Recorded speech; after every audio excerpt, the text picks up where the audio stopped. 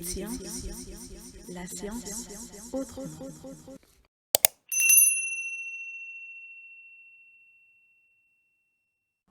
Salam, salam les gars, j'espère que vous allez bien. Voilà, donc on vient avec les élèves de première S1 cette fois-ci pour la correction des épreuves, comme nous l'avons dit. Donc épreuve yi nag cet exercice dama ko rombaat ko ci ay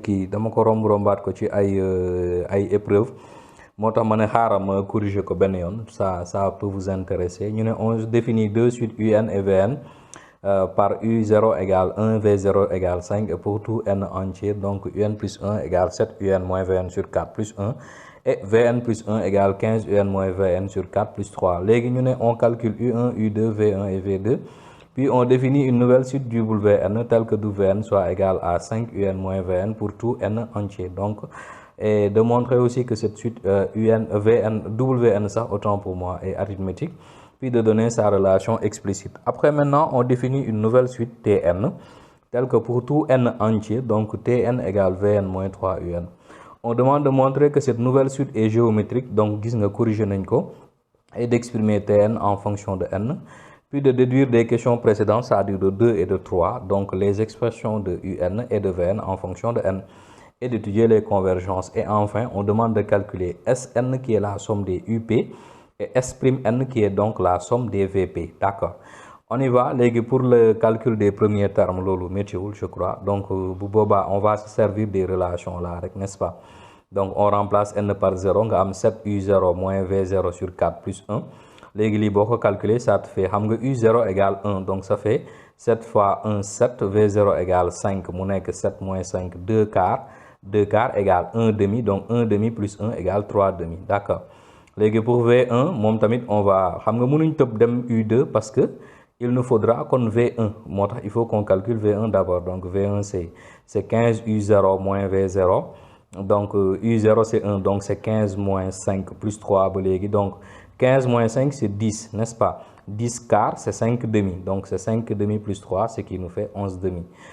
Pour le calcul de U2, on va remplacer n par 1, n'est-ce pas? Pour avoir donc 7 U1 moins 20 sur 4 plus 1.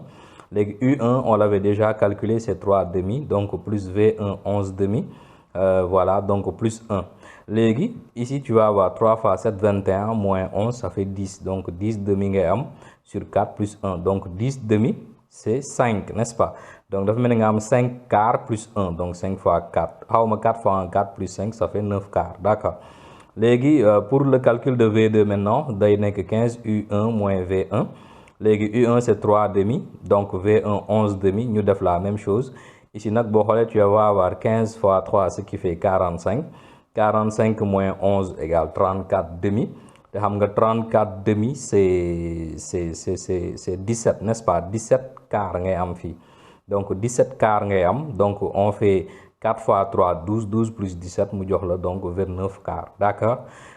Donc on y va pour la question suivante. Nous avons soit Vn, d'où Vn con, défini par Wn égale 5 Un moins Vn. On demande de montrer que Wn est arithmétique. Donc pour montrer que Wn est arithmétique, donc on calculer d'abord Wn plus 1, après on fait la différence comme d'habitude. Comme Wn égale 5 Un moins Vn, donc Wn plus 1 va être égal à 5 Un plus 1 moins Vn plus 1. C'est une mise en forme, n'est-ce pas? Donc c'est 5 Un plus 1 moins Vn plus 1. On va juste remplacer UN plus 1 par son expression avec Vn plus 1 par son expression. Attention, 5 UN plus 1 la wax.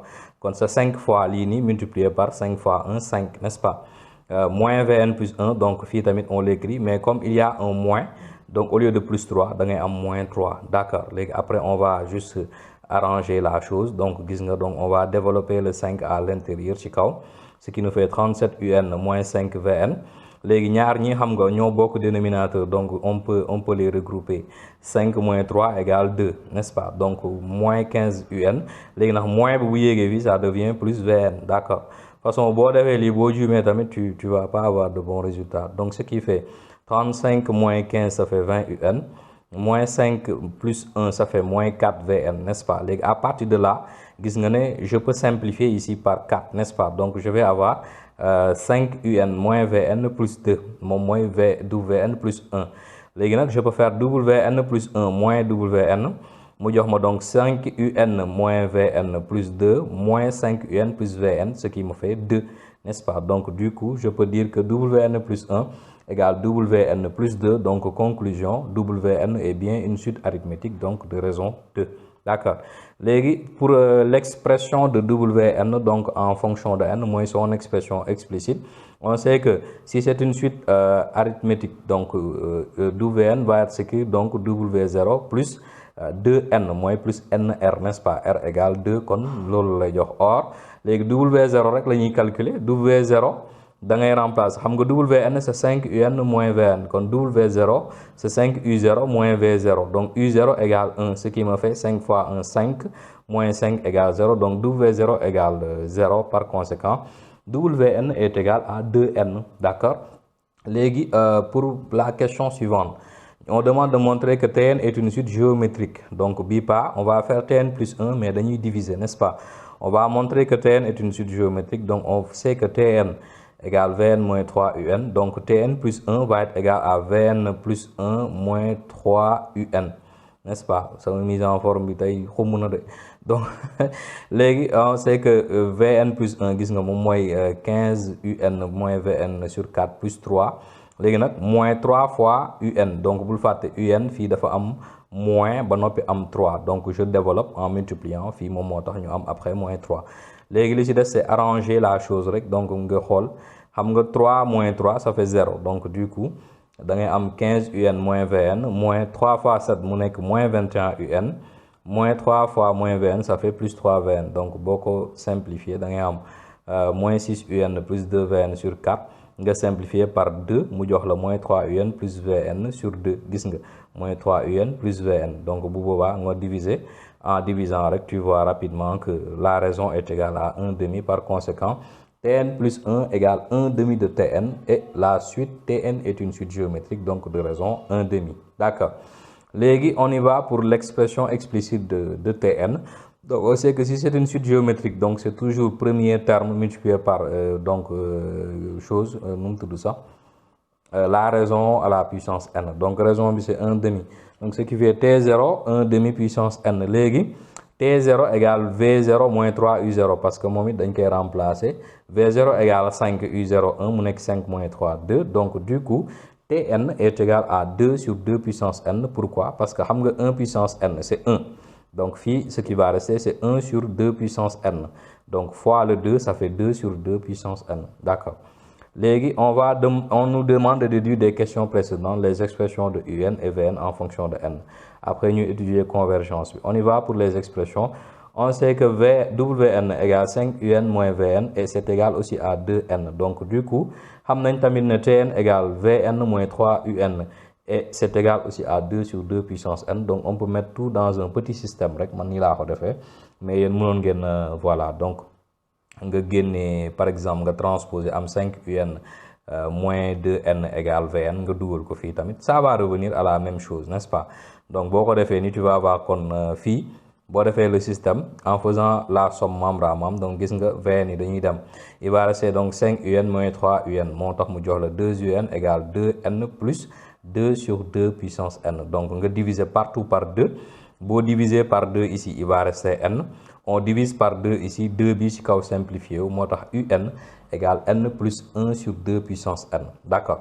Léegi pour vn c'est la même chose tamit, vn moom comme on connaît un, donc léegi vn bi mën nañ ko remplacer fii, n'est-ce pas? Moom laa jël expression bi fii, donc vn moins 3 facteur de n plus 1 demi, 1 sur 2 puissance n égale 2 sur 2 puissance n, donc nga transposer yëpp tout en multipliant par 3 mu nekk vn égale 3n plus 3 sur 2 puissance n plus 2 sur 2 puissance n, donc gis nga ajoute somme ko mu jox la 5 sur 2 puissance n avec vn. D'accord. Léegi on va étudier leur convergence. Donc pour étudier la convergence on calcule juste la limite de la suite quand n tend vers plus l'infini, n'est-ce pas? Donc un c'est n plus 1 sur 2 puissance n, comme si on calcule la limite quand n tend vers plus l'infini, donc c'est la limite de ça quand n tend vers plus l'infini. La limite de n quand n tend vers plus l'infini c'est plus l'infini. Loolu tamit bon on l'a répété mais grave loon. Léegi par composé dama bëggoon composer rek pour ñu am que ne cette limite quand n tend vers plus l'infini est égal à plus l'infini. Donc limite fonction puissance nag c'est toujours limite de quand x tend vers plus l'infini de a puissance x. On te dit que si a est compris entre 0 et 1, la limite tend vers 0, mais si a est supérieur à 1, la limite tend vers plus l'infini. D'accord? Donc da ngay am fii xam nga réel sur infini égale 0. Donc du coup, cette limite est égale à plus l'infini, n'est-ce pas? Donc conclusion, cette suite elle est divergente parce que si c'était égal à un réel, donc on va dire que la suite converge vers le réel. Mais comme c'est égal à plus l'infini, donc la suite est divergente. Donc on va voir pour Tn, qu'est-ce qui va se passer maintenant? Plutôt pour Vn, Vn c'est 3n plus 5 sur 2n. Mais tu vas avoir la même chose, donc ce sera une suite divergente. Donc li ngay am 3n va tendre vers plus l'infini, n tend vers plus l'infini. Par composé, li ça tend vers plus l'infini, donc du coup cette limite aussi va tendre vers plus l'infini et conclusion, donc Vn est aussi une suite divergente. Bien, donc on y va pour la dernière question. On demande de calculer la somme des UP et la somme des VP. Acha, on y va. Les filles, UN et VN, on ne connaît pas leur nature. De toute façon, nous avons une suite arithmétique ou une suite géométrique. Mais nous, on connaît leurs expressions en fonction de suite. WN est une suite arithmétique et TN est une suite géométrique. Donc, il faut que donc, comme WN est une suite arithmétique, donc je peux dire que la somme des WP, n'est-ce pas? Donc, c'est 5U0 moins V0, moins manam W0, plus W1, plus, donc jusqu'à WN. Donc, il y a W. Mais voilà 5U0 moins V0, plus 5U1 moins V1, plus 5U2 moins V2, plus jusqu'à 5UN moins VN. Donc, tu as la possibilité de 5U0, 5U1, ainsi de suite 5UN. Donc, on peut prendre 5 en facteur, donc U0 plus U1 plus U2, ainsi de suite. Moins maintenant, c'est moins V0, moins V1, moins V2, donc on moins facteur, donc la somme des V0. Kon gis nga Sn ak S'N donc on peut dire que cette somme là est égale à 5Sn moins S'N. D'ailleurs on sait que une suite arithmétique, donc la somme des n premiers termes, c'est toujours nombre de termes, facteur de premier terme plus dernier terme sur 2. Donc W0 on connaît, n'est-ce pas, c'est 0.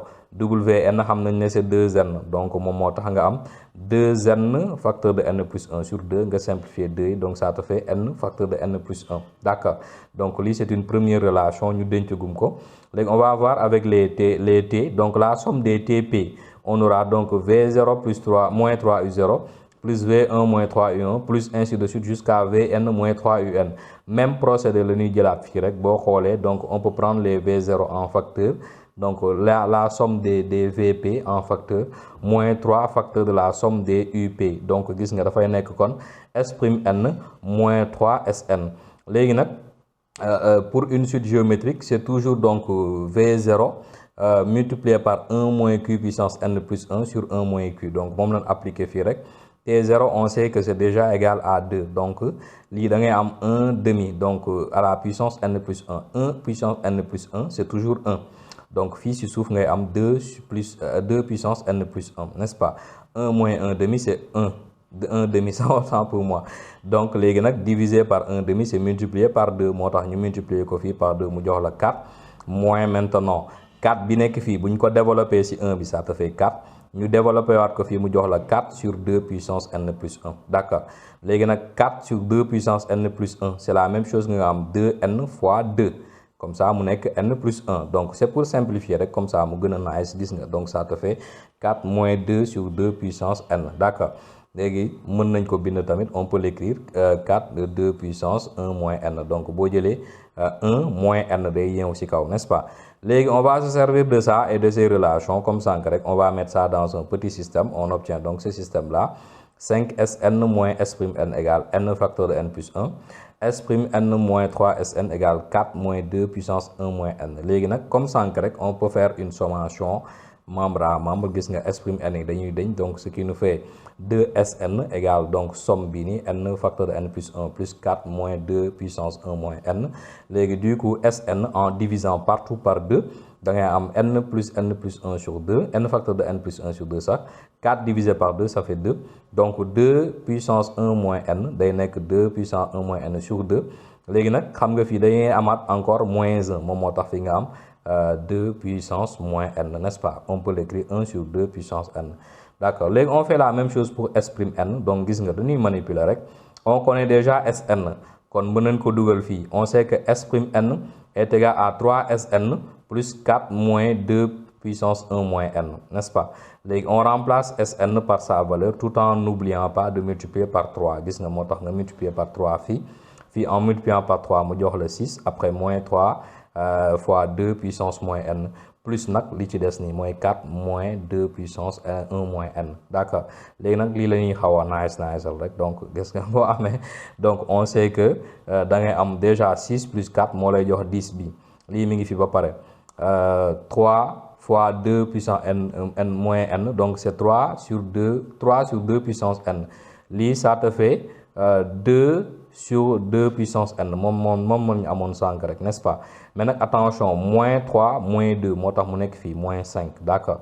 Voilà, donc Sn moom moo nekk bii nii ci kaw, n'est-ce pas? Après S prime n moom moo nekk bii nii ci suuf ñu calculer. D'accord. Voilà donc pour le premier exercice.